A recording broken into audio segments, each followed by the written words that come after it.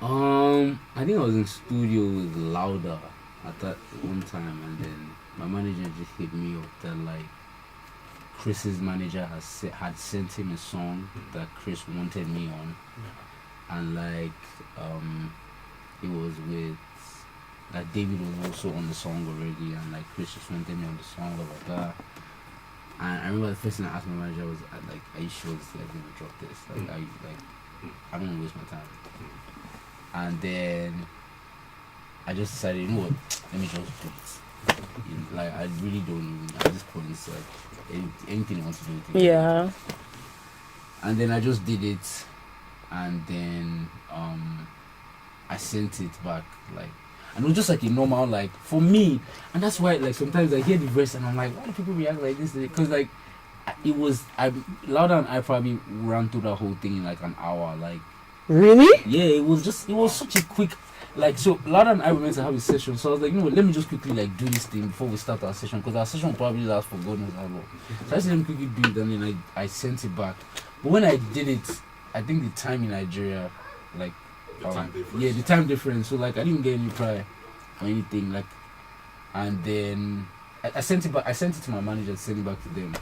And then I woke up in the morning, and then like Chris has sent like 5 or 6 fire emojis. Oh, like, you killed it! It was just like whoa, like. And then next thing I know, I'm like, okay, crazy. He likes it, but it's like he likes it doesn't mean it's gonna come out. And then like I remember like we're meant to have a conversation, like, because he was trying to call me, but the Nigeria network was things just happened, sha. And then he was like, oh, he basically said that he loved the song, he wants to drop the song. I'm like, alright, cool, no problem. But one thing about me, I don't like to like until when something has fully happened, then you'll not react well. I'll react. And then I remember one time I went for a show in French Guyana, and like I'm coming off the stage, and literally like my manager just hands me the phone, and it was Chris Brown, and I remember I had like, no, I can't explain it. I can't explain the setting, but say it, please say it. It was a very, very Chris Brown setting. I was like, yeah. Girls, me. But like, he was like, yo, I need to drop the song. Like, we need to drop the song ASAP. We need to fly out to LA. Let's shoot a video. Let's do it. Da, da, da, da. I'm like, what was guys excited? And then I'm like, ah, cool, now we'll do it. And that was it, you know. Or more. That just happened. The next flight, next flight wasn't even to the US. I first went for a show again with, like, in Dubai. So I didn't go to school in Nigeria. I went to school in the UK. Okay. And then I came back to Nigeria because I wanted to be a musician. Wow. And once I came back to Nigeria, the first thing that came to my mind was I need to align myself with specific people that can actually help me with this thing. If not, I'm on my own. Like, and then I met the person who's currently my manager, Anthony. Shout out to Anthony. Right, and for me and Anthony together, like, just identifying him and seeing that, okay, yeah, this is somebody that has all the characteristics to help me with that, with this aspect of my music, was smart work. There's no hard work involved in that. Yeah. That's just me making a smart move. And then aligning myself with the person who was my lawyer at the time, and because he was also a very well connected person, and that was one of the very big reasons why we started working. And it wasn't just saying, okay, I want to just align with him. I didn't just align with him. I started pressuring, like, okay, I want this, I want to do this, and I want to meet this person. Can you help me with this link? And for him himself, it was a safe bet because he knew that I was already working hard enough that if he made that connection, you won't mess it up. It won't be a mess up. Yeah. So it's like, it's a mix. Like, everything has to be like going together. I don't know anybody in the world today that has mixed all those 3 things and they failed in life. Facts. So you started making music as early as 13? Yes, that was the first time I ever recorded a song. So at that time, did you know that you wanted to become an artist? The first time I walked into a studio, I knew I wanted to become an artist. When was the first time you walked into a studio? When I was 13, with Sanclair studio. That was the first time? First time. I remember the smell. Wow. Yeah. Wow. Can you remember who was singing at the time? There was nobody singing. It was Sanclair that was there, and then at some point, Damon Crane came to the studio. But I didn't know who Damon Crane was. Wow. Yeah, that time. So the first time you entered the studio, you knew you wanted to become an artist. But at that time, were you already singing at home, in church, stuff like that, or?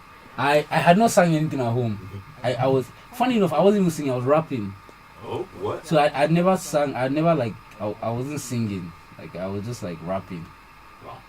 But like, I would just like in my group, I was. Friend group now, obviously. Huh? Friend group, No, obviously. like in my music group, I was in a music group. Oh. Yeah, called Decoy. So how old were you when you had this music group? 13.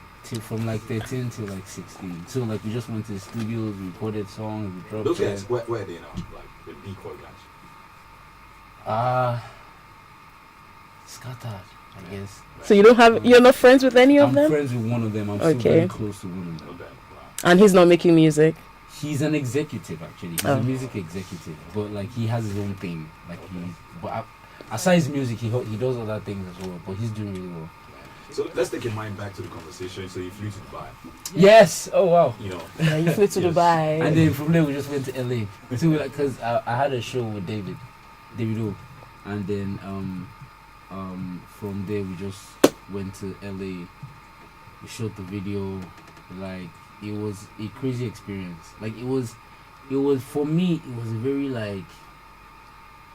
It was a life-changing experience because like you got to see like I got the chance to see like an A-list artist work and to see the amount like what level of work they put in. Even at that level. Like this is Chris Brown, like he literally like he has probably won damn near everything, like everything, and he's done everything. He has been on Billboard charts, he has done everything for decades, he has performed in arenas and stadiums, and like 5 a.m. he's still doing 15 takes of the same thing.